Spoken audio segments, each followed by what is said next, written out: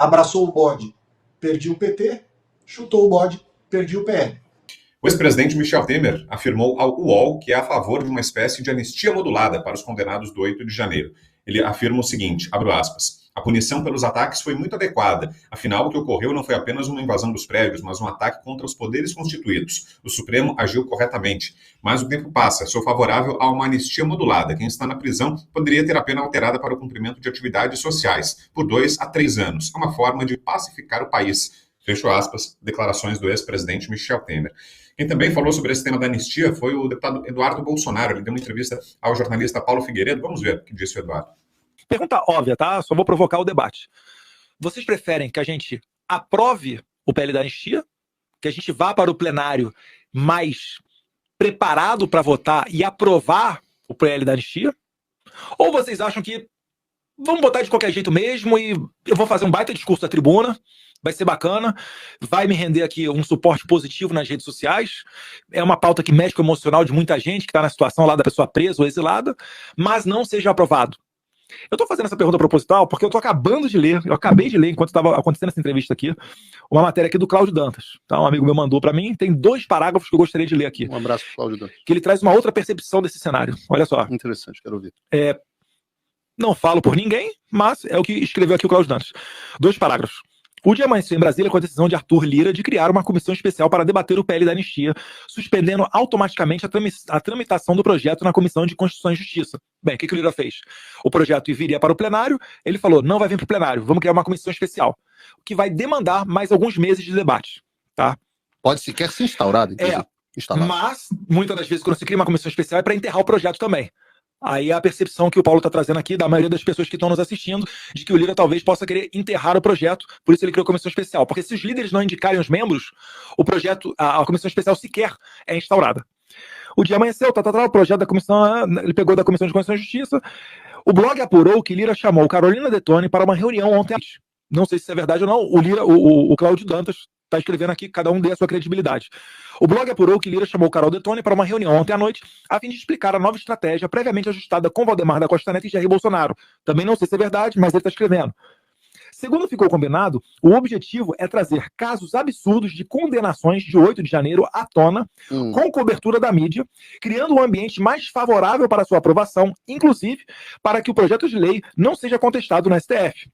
Na conversa, o presidente da Câmara enfatizou que um parecer técnico da Casa apontou inconstitucionalidade no relatório de Rodrigo Valadares. Abre aspas, queremos um texto viável, fecha aspas, disse, pelo visto aqui disse o Arthur Lira. Então, assim, ele traz uma outra perspectiva de um amadurecimento do projeto, para que quando ele for colocado em pauta, você tenha uma atmosfera melhor para aprovação. Eu não sei se foi isso que motivou a decisão do Lira, eu não conversei com o Lira, mas é uma tese que pode ser plausível também. Sim. Quando é que a gente vai ver se isso daqui que o Cláudio está escrevendo é realmente a tese plausível? Se forem nomeados os membros da Constituição, da comissão. Então, se o Lira está realmente com a intenção de colocar esse projeto em pauta, mas quer dar mais atenção a ele, porque acha que não está maduro para ser pautado no plenário, que isso às vezes acontece, ele criou a comissão especial e os líderes indicarão os membros dessa comissão, para que ela funcione, dê o seu parecer final, as pessoas acompanhem isso, tal qual foi a CPI do 8 de janeiro, CPI da fake news, e depois o projeto venha para o plenário. Até porque o STF hoje, a gente sabe que não é um órgão, né, um tribunal jurídico somente. É um tribunal também que sofre pressão política. Então vamos ver como é que vai funcionar isso. Eu ainda estou analisando aqui de lado a lado as informações para formar minha convicção, mas estou dando a chance aqui do Cláudio Dantas, eu acho que merece a nossa credibilidade para dar uma olhada nisso daqui. Não sei se falaram com o Valdemar, não sei se Lira falou com o Bolsonaro, mas eu acabei de ler aqui a matéria do Cláudio Dantas. Eu arriscaria dizer que tem um aspecto positivo se isso ficar um pouquinho mais para frente. Eu acho que o mundo depois, no dia 6 de novembro, é diferente do mundo do dia 5 de novembro. Eu acho também tem mais esse ingrediente. Pode ser até para um lado ou para o outro. Sim. Se a Kamala roubar a eleição, né? Se a Kamala roubar a eleição. Não, mas se ela roubar a eleição, ela consolida o poder da esquerda, apesar do império da lei. Completamente à margem da lei.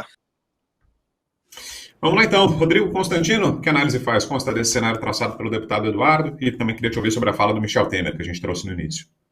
Vamos juntar tudo no pacote, né? É uma situação muito difícil. Eu acho o seguinte, qualquer pessoa decente, que não seja um psicopata, que tenha empatia, quer, como resultado disso tudo, a soltura das pessoas que são presas políticas hoje. aí a gente vai divergir eventualmente quanto ao método. E é legítimo, porque é muito difícil a situação da direita hoje. Né? Veja, por exemplo, o Michel Temer, tentando colocar panos quentes, mas aceitando a premissa de que houve tentativa de um golpe. Aí fala em anistia, né? Eu não gosto nem da palavra, eu quero a soltura. Agora, o ministro Alexandre de Moraes, numa decisão hoje que condenou a 12 anos 2 réus do 8 de janeiro, segundo reportagem da própria Revista Oeste, ele mencionou bolinhas de gude e estilingue. Gente, a gente tem que falar sério do que está acontecendo no Brasil. Eu nunca vi golpe de Estado na minha vida com bolinha de gude e estilingue. Veja como é que foi no Sudão, né, com militares nas ruas. Eu nunca vi isso na história. E esses eram os indivíduos mais periculosos lá, que a gente nem sabe se eram infiltrados ou não. Agora, tem cabeleireira presa, sem antecedente criminal, longe de 2 filhos, por pichar numa estátua com batom. Então a gente tem que falar sério, né? Aceitar a premissa de que houve tentativa de golpe, eu não aceito. Mas o Temer é um sujeito pragmático. Então ele quer resultado, ele quer apaziguar, ele quer bola para frente. Então ele fala, não houve tentativa de golpe, mas... Aí vem o Lula dizer também hoje, não, eu sou o cara que defendeu a anistia no Brasil, mas não para esses.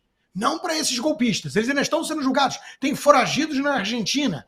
Tem que ser trazidos para pagar o crime. Depois a gente discute a anistia. Então, de novo, né? É muito difícil você ter conversa com gente que pensa assim. O deputado Eduardo Bolsonaro está trazendo uma visão mais pragmática. Olha, a gente quer resultado e ele traz um bom ponto. Adianta jogar um PL de qualquer forma para fazer discurso bonito na tribuna e ganhar like nas redes sociais ou o objetivo é soltar os presos políticos? É óbvio que as pessoas decentes querem a soltura dos presos políticos. Repito, mas nós podemos divergir de forma totalmente legítima, sem um acusar o outro de traidor ou qualquer coisa assim, quanto aos meios. Eu, particularmente, acredito em pressão. Lidando com esse tipo de gente, eu acredito em pressão. O momento que a gente mais chegou perto de conseguir algumas concessões foi quando tinha Elon Musk em cima, Congresso americano em cima, gente nas ruas. Quando começa a ter um clima de vamos confiar no Lira, vamos apoiar o Davi Alcolumbre e esperar que ele leve para o plenário alguma coisa, eu começo a ficar mais receoso. Porque eu acho que essa gente aí fareja a milhas de distância fraqueza e eles avançam como tubarões quando sentem cheiro de sangue. Eles não recuam. Então eu estou com muita dificuldade de crer num cenário otimismo com base numa espécie de diálogo, acordo, negociação, concessões. Eu não acredito muito nisso do outro lado, estando essas pessoas que estão muito investidas na narrativa do golpe. Muito investidas. Porque cometeram crimes. Ministros que dão 12 anos de prisão porque o sujeito tinha um estilingue são ministros que precisam da narrativa de um golpe terrível, né? Então, anistia é uma coisa que assusta, porque, afinal de contas, tentaram derrubar o Estado com algodão doce, Bíblia, bandeira do Brasil e, eventualmente, um ou outro mau elemento com uma bolinha de gude. Né? Então, de novo, gente, eu posso estar sendo meio azedo, meio pessimista, eu acho que eu estou sendo realista. Né? E algumas pessoas têm me atacado por isso, mas eu não ligo muito. Eu quero, assim como todo mundo de bem, a soltura dos presos políticos. E eu nem me coloco como prioridade, tá? Mas eu sou um jornalista sob censura, preciso disso para trabalhar. Eu tenho minhas contas bancárias com bastante dinheiro congelado, meu passaporte cancelado. Eu quero também resolver minha situação. A do Daniel Silveira, que continua preso. A do Felipe Martins, que está com tornozeleira eletrônica e sem poder falar com ninguém. Eu quero resolver essas situações. Vamos resolver confiando no Lira, no Davi Alcolumbre e dialogando? Eu acho muito pouco provável. Muito pouco provável. Então, as minhas fichas eu coloco em quem acredita mais no caminho da pressão constante, subir o maçarico, torcer muito para que o Donald Trump vença na semana que vem, né? Porque isso vai ser importante para a questão da pressão. Caso contrário, meus amigos, Dirceu eleito senador ou deputado, o que ele quiser, e Débora longe dos filhos por pichar uma estátua com batom. Você, Fabi? Eu vou começar, primeiro boa noite, Salles também, mas vou começar por esse final aí, essa palavrinha aí, o que o Dirceu quiser, lembre-se que isso é bastante real, tá, gente? Não é mais aquela utopia, não, né? Há indícios aí que, inclusive, ele pode querer muito, né? Bem interessante essa visão. Mas vamos falar aqui do que foi, então, essa negociação. Hoje eu assisti a Carol de Tone dando uma entrevista, então, sim, realmente o Arthur Lira a chamou para uma reunião, e essa reunião foi até na UERJ, eu estou vendo o Silvio balançar a cabeça, porque foi na UERJ, tem filtro mesmo que eu assisti. E ela falou, né, com todas as letras, então, de que havia também, né, um ponto aí que é para ser dito, né, dessa impressão de que precisa expor mais, né, tudo isso, para poder, então, convencer aqueles que ainda estariam indecisos ou usando essas pessoas como moeda de troca.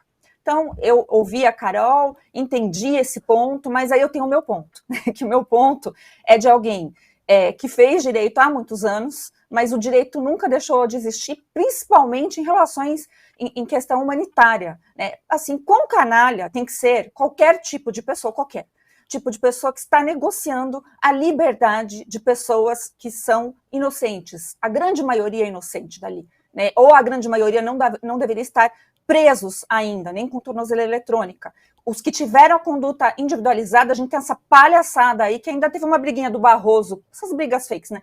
Do Barroso com o ministro Alexandre de Moraes, divergindo da tese, mas mesmo assim condenando a pessoa por 12 anos, os que usaram estilingue aí, né? A coisa mais ridícula do mundo, não é nem assim do Brasil, é do mundo.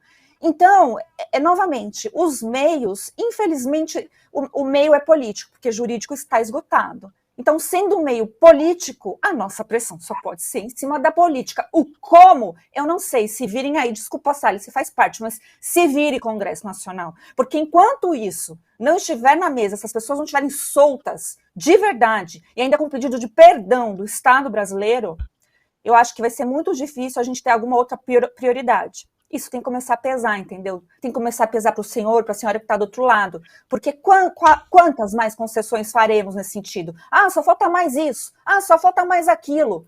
Pelo amor de Deus, gente. Né? E essas pessoas provavelmente vão passar o Natal nessa condição. Porque a Carol também explicou essa parte de que vai vir o recesso no final do ano. E já semana que vem, eu não sei nem qual motivo, mas o Congresso Nacional não vai funcionar. Então, né, para instituir essa comissão de forma oficial, compondo tudo que tem que ser. Então, assim, eu acho que a Braddock deveria, inclusive, nos dar, né, uns narizes de palhaço, porque é assim que eu me sinto, eu tenho certeza que o senhor e minha senhora, que é gente comum, né, que sabe o que é certo e o que é errado, é assim que se sente também diante de tanta explicação de uma coisa simples. Soltem os inocentes. Básico. Ô Silvio, e essa comissão especial que foi criada para a anistia, significa que vai ser enterrado o texto ou não? Pode ser que vai demorar um pouco mais, vai ser usada como moeda de troca, como a Fabi falou na eleição da presidência da Câmara, mas ainda tem a possibilidade? Como é que você analisa, Silvio? Vai demorar um pouco mais, é evidente que sim. E aproveito para dar boa noite para o Salles, que está aqui do lado, e acho que ele tem, inclusive, propriedade para falar na sequência, porque está dentro do Congresso Nacional. Olha só, eu acho que tem alguns nuances aqui dentro de um grupo que está do mesmo lado da trincheira. Então, por exemplo, eu concordo quando o Rodrigo fala sobre a fervura, sobre a pressão, mas eu entendo que isso está do lado de fora do Congresso Nacional e, claro, tem efeito dentro do Congresso, mas está fora do Congresso Nacional. É claro que quando a gente fala em estilingue e bola de gude, nós estamos caracterizando vândalos, por exemplo, e não golpistas. E isso está muito claro para a sociedade. A sociedade já entendeu que nunca houve uma tentativa de golpe de Estado, isso nunca esteve em curso com um líder. Quem quer aplicar um golpe de Estado, primeiro que ele é engendrado, primeiro que ele é tramado, segundo que ele tem um líder, terceiro que tem fuzil, não tem bola de gude nem estilingue, tem tanque de guerra. Então, assim, está tudo muito claro. O segundo ponto é, dentro do Congresso Nacional, eu, como alguém que analiso, sou analista político, não sou político, acho que a política é a arte do possível.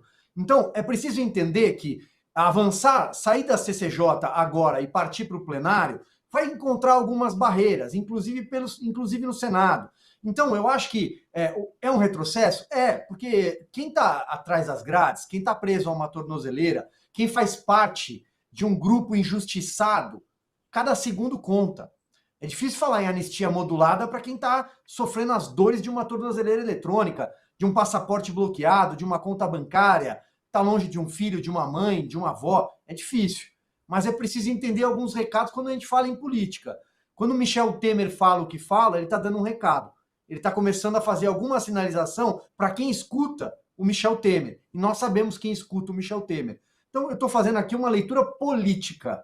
É evidente que eu concordo quando o Rodrigo fala, é preciso uma pressão, chacoalhar aquele Congresso, aqueles deputados, aqueles senadores, anistia já. Mas vamos lá, vamos construir um caminho para que também o Supremo não vá canetar tudo daqui a 2, 3 meses. E temos uma eleição dentro do Congresso que também faz parte de tudo isso, infelizmente. Mas a candidatura do Hugo Mota, candidato do Arthur Lira, passa por isso, vai ter as bancadas que vão negociar. Então eu acho que é preciso compreender um pouco o jogo. Pode não agradar muito também meu comentário, Mas é assim que eu vejo do lado de fora. E você, Salles, que projeta para esse futuro do debate da anistia? Tem possibilidade de aprovação ou não? Está otimista, pessimista? Qual a sua sensação de momento? Boa noite, Salles. Oi, Brown. Boa noite a todos aí. Bom, primeiro dizer a vocês que eu estou fazendo essa participação de dentro do meu gabinete. Portanto, eu estou dentro da Câmara dos Deputados, onde esses fatos narrados por vocês aqui se desenrolaram ao longo do dia de ontem e de hoje. Nós podemos comentar essa notícia no campo do mundo ideal ou nós podemos comentá-la o mais próximo do mundo real. Lembrando que o mundo real nem sempre é todo conhecido. Por quê? Porque você não sabe, a maioria dos deputados também não sabe, exatamente em que termos foram feitas as conversas de bastidor que, por sua vez, levaram a essa decisão de retirar o projeto de lei da tramitação ordinária na Comissão de Constituição e Justiça, CCJ, e enviá-lo para uma comissão especial que, como já dito aqui, requer que todos os partidos indiquem os seus membros. Enquanto eles não fizerem isso, a tramitação não começa. Quer dizer, você tem ali uma mudança de velocidade da aprovação e de rito de aprovação. Então, os dois caminhos levam ao plenário. Inexoravelmente, esse projeto de lei terá de ser votado no plenário, depois remetido ao Senado e, eventualmente, aprovado pelas duas casas. Muito bem. O que acontece na prática? Vamos lá. Existe esse argumento que você pode usar a comissão especial como palco para trazer experiências, trazer famílias de presos, pais, mães, netos, filhos, e isso mobilizar a opinião pública nacional, ser usado como uma estratégia? Existe. Este argumento não é, digamos assim, absurdo nem de todo improcedente. Ele é um argumento de razoabilidade. Se me perguntar, foi esse o motivo escolhido? Não acredito. Não acho que foi esse o motivo. Embora esse seja um ponto verdadeiro. Isso não se torna mentira, né? Não deixa de ser verdade que você apresentar casos concretos, trazer familiares, etc., mobilizar a opinião pública através dos meios de comunicação, sensibilizar, mostrar os absurdos, né, contidos nessas decisões. Isto é verdade, mas esta não é, na minha opinião, a explicação verdadeira ou o principal motivo, né, a principal motivação para que se retirasse esse PL da CCJ e se passasse para a comissão especial.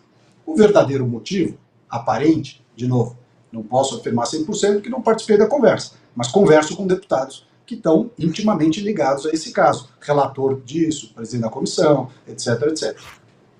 Qual é a verdadeira motivação para tirar esse assunto da CCJ neste momento? Basicamente, isto não se torne moeda de troca para a eleição da presidência da Câmara dos Deputados. Por quê? Porque o PL e os deputados da direita, e os deputados que têm coração, que têm bom senso, que têm o mínimo de dignidade, né, aqui nessa casa, e que não estão todos eles no PL, evidentemente, estão espalhados em vários partidos, esses deputados fazem questão que esse assunto seja votado e aprovado na Câmara dos Deputados. Portanto, para que estes deputados, e em especial, aí sim, o PL, o partido, desse apoio ao Hugo Mota, vinha sendo colocado como pré-condição que o Arthur Lira tramitasse e aprovasse aqui na Câmara dos Deputados este PL, essa anistia. O PT, por outro lado, para dar apoio ao Hugo Mota, estava dizendo o seguinte: se puser o PL da anistia como moeda de troca, não terá o nosso apoio. Então veja a situação do candidato à presidência da Câmara, do Arthur Lira, que é o Hugo Mota. Se ele se compromete a aprovar a anistia, ele ganha o apoio do PL, perde o apoio do PT. Se ele faz o contrário, se ele diz, não vou aprovar, ele ganha o apoio do PT, perde automaticamente o apoio do PL e dos deputados da direita. Então, é basicamente isso. Quer dizer, era uma situação binomial. Você abraçou a história do PL da anistia, ganha o PL, perde o PT, foi contra o PL, ganha o PT, perde o PL na votação. Qual foi a solução salomônica? Ora, vamos tirar isso de cena. Vamos tirar isso do timing, vamos descoincidir o timing da votação para a presidência da Câmara com o timing da votação do PL da anistia. Assim, isso não vira moeda de troca de ninguém, isso não vira assunto de atrito entre ninguém. E aí se decide os apoios com base em outros temas que não a anistia.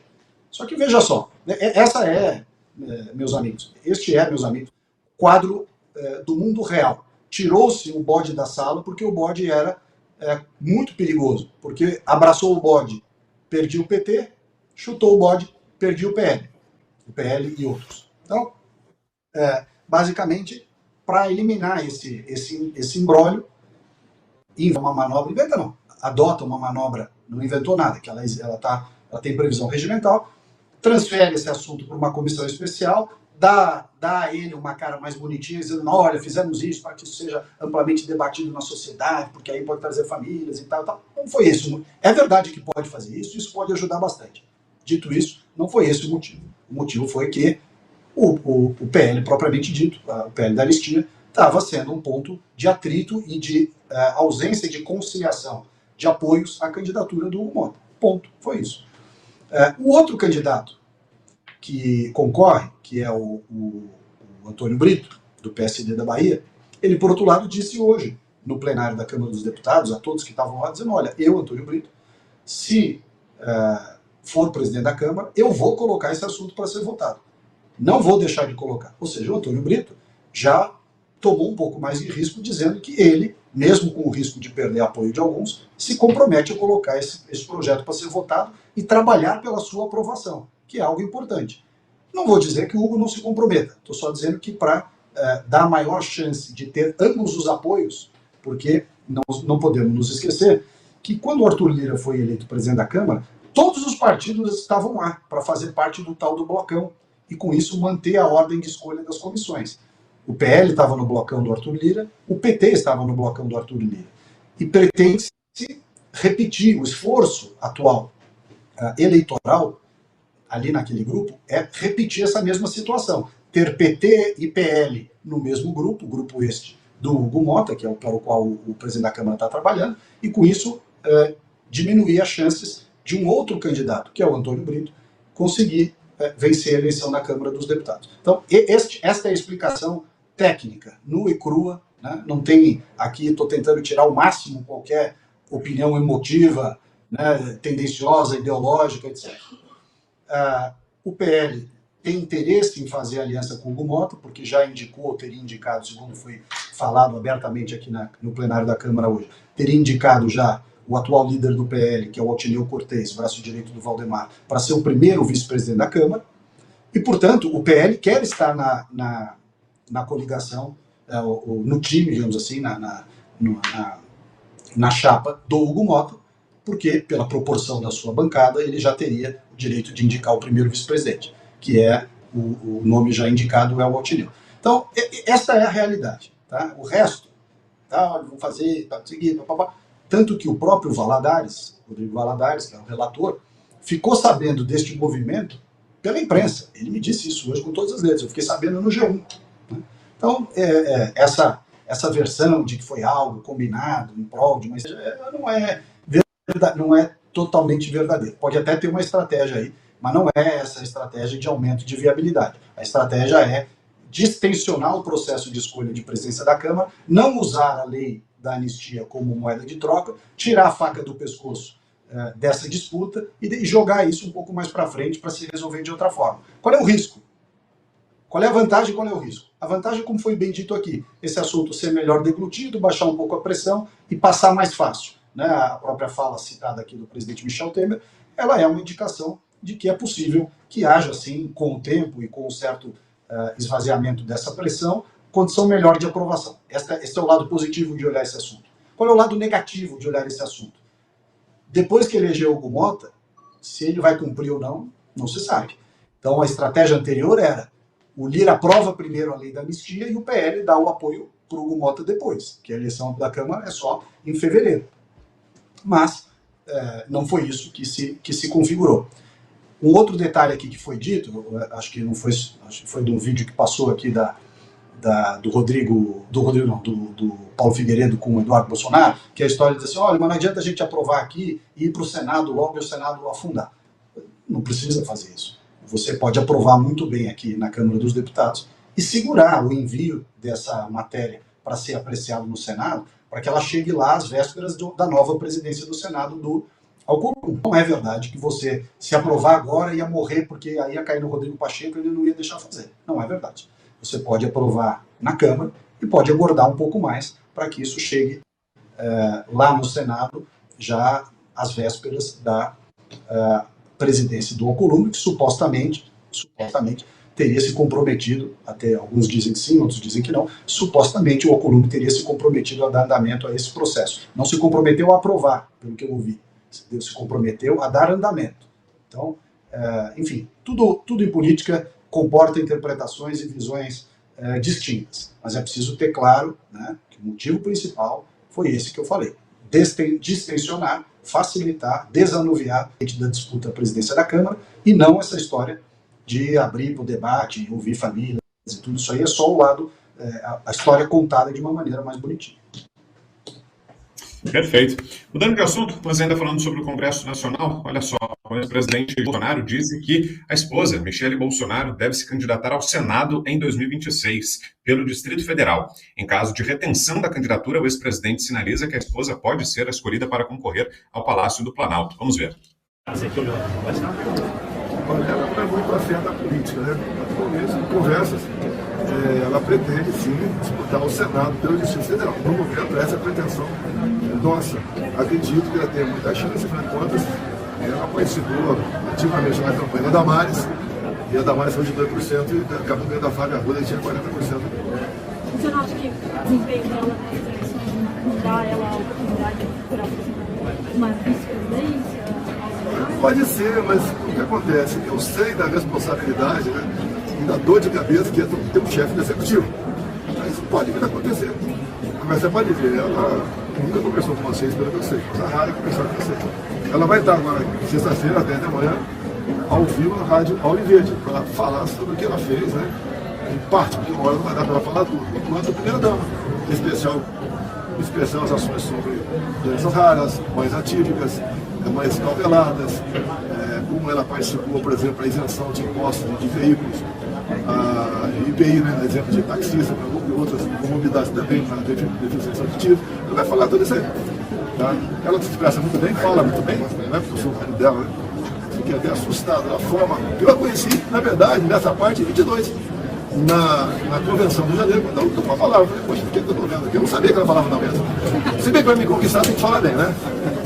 E ela está indo bem, não vai se embebedar pela possibilidade de poder, ela quer também servir a sua pátria, quem sabe aqui dentro do Senado, assim entender o povo aqui do DF. A gente já comenta essa fala do presidente, mas ó, me avisaram aqui que ali com o Ricardo Salles tem um convidado ali, ó, tem um cara muito especial querendo mandar um abraço pra gente, é isso? Olha lá, ó, o Darcy Bracarense aí. Fala, Darcy.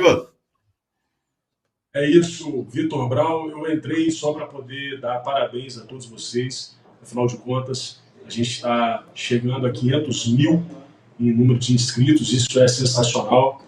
Fabi, parabéns Silvio, parabéns Rodrigo, parabéns Ricardo Salles, parabéns Manuel, parabéns Misa e o nosso Cláudio. Afinal de contas, tem uma equipe por trás desse programa, a Esté também, e eu vim aqui para poder dar parabéns para vocês e principalmente para o público que escolhe um programa como o nosso. Afinal de contas, é aqui que vocês acabam observando opiniões divergentes, como a que vimos hoje. Eu estou com a Fabi, tenho pressa, as famílias têm pressa, né? E as opiniões que apontam a realidade política, como o Salles trouxe acerca dos bastidores desse movimento muito estranho em que o PT tenta utilizar a carne de patriotas como moeda de troca.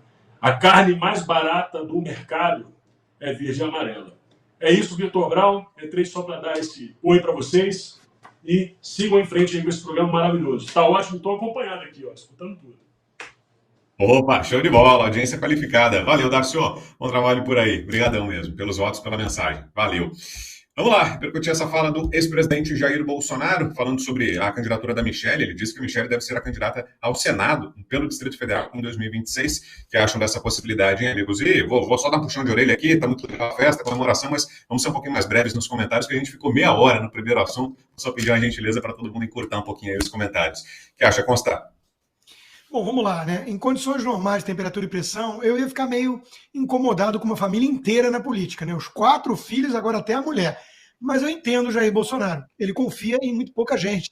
Ele, afinal de contas, foi traído por muito oportunista, surfista de trem bolsonarista, né? A Michelle tem carisma, é querida por muita gente no Brasil, mostrou ali uma dedicação a certas causas, né, sociais e tudo.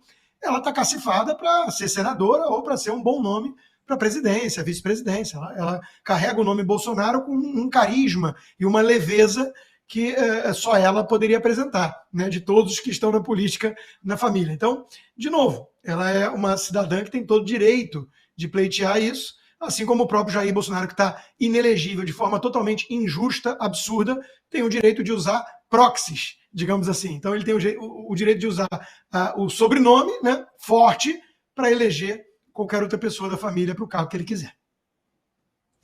E a você, Fabi? Te agrada essa ideia da Michelle Bolsonaro, senadora? Agrada sim, eu acho que a Michelle tem bandeiras próprias, né? A gente viu isso como primeira-dama, ela continua percorrendo o país até com esse PL Mulher, ela foi para frente, ela tem ligação ali com a bancada evangélica, então é importante essa bandeira. E quando eu olho assim e vejo os senadores, que eu fico pensando, de onde saiu essa pessoa, não vou falar o nome de ninguém para ninguém ficar ofendido, eu fico um pouco mais tranquila quando, né, de pensar na possibilidade de ter a Michelle ali, como tantos outros. É realmente uma saída que a gente não tem como negociar. O Senado terá que ser assim o melhor possível, a gente não pode bobear com nenhuma vaga disponível. Então a gente sabe a força que tem o nome Bolsonaro e provavelmente, né, ela não passará se não entrar, ela vai entrar. Então a gente aqui dou total apoio, Michelle, que Deus te abençoe e fique reta aí na justiça, porque não é fácil. Pois é, né, Silvia? Quando o nome é lançado, imagino que também se torne alvo, né? Tem o bônus e o ônus, né? Imagino que ela passa a atrair uma atenção da imprensa, da justiça, até maior do que já atrai pelo sobrenome, talvez, né, Silvia? Amanhã a Globo News vai estar falando das joias, pode ter certeza que vão retomar tudo isso. Brown, olha só, eu me recordo aqui no Bradock, quando a gente falou da candidatura do Renan, que é o caçula ali, né? Tem a filha, evidentemente, mas eu acho que dos homens é o mais novo. E eu falei, poxa, precisa se candidatar a vereador lá em Balneário de Camboriú, porque uma família inteira na política vira um clã e isso se torna vidraça. Além do que, tenho como de costume em toda a carreira criticar clãs na política. Acho desnecessário fazer da política um ofício para a família inteira. Mas no caso da Michelle, eu entendo que é diferente. E entendo também que cai um pouco na fábula da cigarra e das formigas. O presidente Jair Bolsonaro está trabalhando. Ele já está construindo candidaturas ao Senado. Tenho certeza que em alguns estados isso já está, inclusive, desenhado. São Paulo, por exemplo, vai eleger 2 senadores de direita. Assim como outros estados também vão eleger 2 senadores conservadores de direita, de siglas diferentes, mas que vão marcar território, e isso fará com que o Brasil volte à sua normalidade institucional depois da eleição de 26, porque o Senado será a casa que vai colocar ali o nosso sistema de freios e contrapesos no lugar. Afinal de contas, dentro do nosso sistema de democracia constitucional, é a casa regulatória para avanços do Supremo Tribunal Federal em relação ao Congresso Nacional. Então, entendo que a candidatura da Michelle é uma construção pelo que ela tem feito no trabalho social. A Fabi acabou de trazer esse ponto, e também porque ele está trabalhando. Já as cigarras vão comprar um avião novo para viajar, para passear, e é por isso que a esquerda está acabando. É por isso que o PT está acabando junto com o Lula, é por isso que não tem sucessor, e é por isso que eles vão desaparecer em 2026. Você, Salles, o que acha da ideia, candidatura da Michelle ao Senado? Eu acho muito boa. A Michelle é uma pessoa com muito carisma, é uma pessoa muito gentil, muito equilibrada. A minha esposa, que acompanhou, né, na época que eu era ministro, a Michelle primeira-dama e tudo, tinha até um grupo de esposas de ministros como a Michelle, que se encontravam para fazer aquelas atividades. Ela fez muito bem de voluntariado e tudo. E a minha esposa ela sempre dizia, nossa, eu fico admirado como a Michelle tem jeito, ela é gentil, ela tem uma maneira afável de lidar com as pessoas e tal, etc. Inclusive, de certa forma, ao longo do governo, ela cumpriu muito bem essa função de primeira-dama. Ela foi uma primeira-dama muito discreta, mas ao mesmo tempo muito efetiva. Eu acho que ela tem, sim, um papel importante ela não está sendo colocada lá, né, pegou assim na prateleira e coloca lá para ter mais um. Não, ela de fato fez por merecer. Ela foi uma primeira-dama exemplar. E ela tem sido, depois que o presidente Bolsonaro deixou o governo, ela tem sido uma pessoa que tem trabalhado, tem viajado pelo Brasil com aquele PL Mulher, que ela coordena bem, ela fala bem, ela tem boas ideias, se conecta bem com o público evangélico, ela é evangélica. Enfim, ela reúne, na minha opinião, todos os requisitos para ser não só eleita senadora, mas exercer bem o cargo de senadora. Então, na minha opinião, acho que é uma boa escolha, embora a gente já soubesse que essa ideia estava no forno, mas enfim, declarar isso consolida justamente uma boa decisão. Acho que a Michelle é uma boa candidata e certamente será uma boa senadora.